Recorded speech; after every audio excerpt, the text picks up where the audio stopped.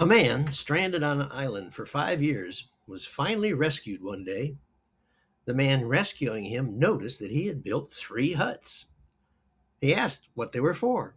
The man said, "One was my house, and one was my church." The rescuer said, "Okay, that makes sense. But what about the third hut?" The man replied, "That was the church I used to go to before I changed denominations." A Sunday school teacher asked the children just before she dismissed them to go to church, "And why is it necessary to be quiet in church?" A little girl replied, "Because people are sleeping." Those jokes may seem funny, but I'm afraid they're too symptomatic of the biggest problem in the church today. For the last few decades, people have been pulling back, disconnecting, and dropping out of church in record numbers. In the last 10 years, we have permanently closed more existing churches than we have opened new ones. If the trend continues in the next few years, we will have closed 1/4 of all Protestant churches in this country alone. That people are pulling back and disconnecting should be apparent if you watch what happens when your church is trying to get volunteers to help with church programs or ministries. You'd think if people were really in love with Jesus Christ, they would be eager to help in any way they can. I believe that Jesus' words to the church at Ephesus in Revelation chapter 2, verses 4 and 5 can be applied to the church today. "Yet I hold this against you.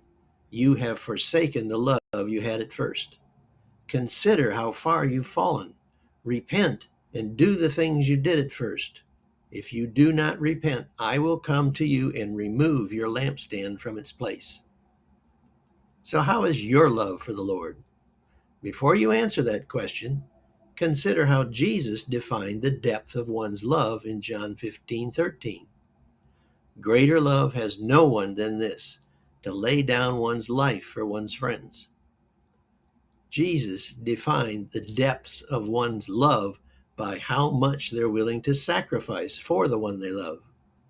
So the question is, how much are you willing to sacrifice for the Lord? Here's an old hymn that offers one suggestion as an answer to that question.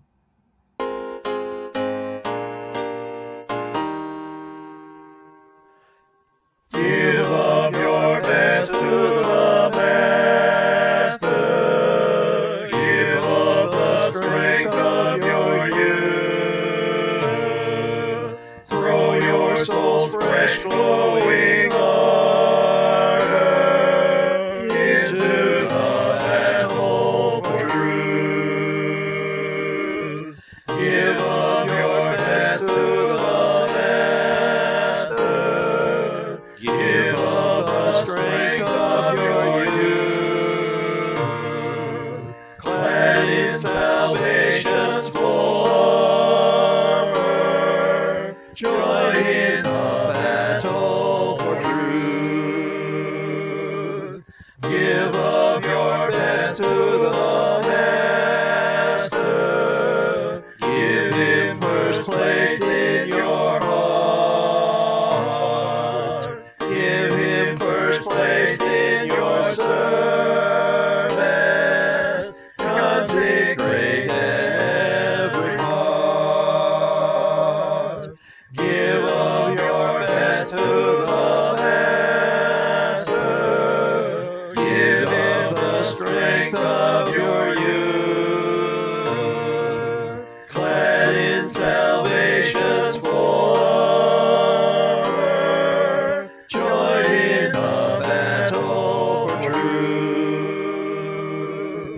Give of your best to the Master.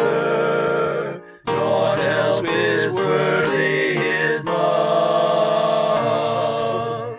He gave himself for your ransom. Gave up his glory above. Give of your best to the Master. Give of the strength of your youth. Clad in salvation's full armor,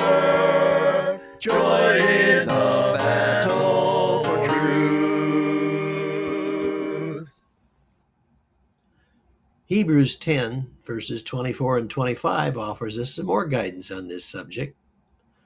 And let us consider how we may spur one another on toward love and good deeds, not giving up meeting together as some are in the habit of doing, but encouraging one another all the more as you see the day approaching. I often hear that passage quoted as encouraging regular attendance at church. I used to think if I was in church more Sundays than not, I was satisfying the intent of this passage. I was focusing primarily on the middle part of the passage, not giving up meeting together as some are in the habit of doing, and missing almost entirely the phrases that begin and end it. Spur one another on towards love and good deeds, and encouraging one another.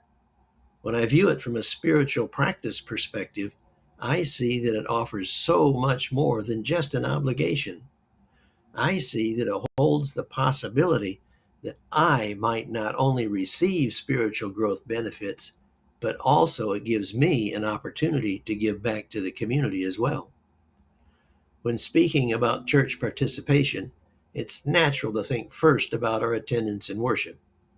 A little self-examination is appropriate. How often are you in worship? Are you there almost every week, or is this an area that needs improvement? Does your worship seem like something you look forward to every week, or does it seem more like a chore that needs to be done? If the latter's the case, maybe an attitude adjustment's in order. When considering church participation as a spiritual practice, start by taking a personal inventory of the gifts and graces with which God has endowed you. What things are you good at? What things do you enjoy doing?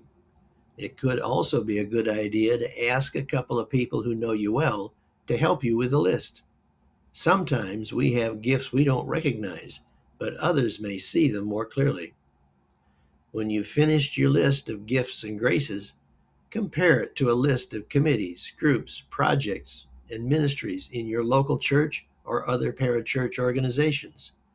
If you find a good match, maybe you should get involved. When you give of yourself in this way, you will be surprised by how much you get back in return.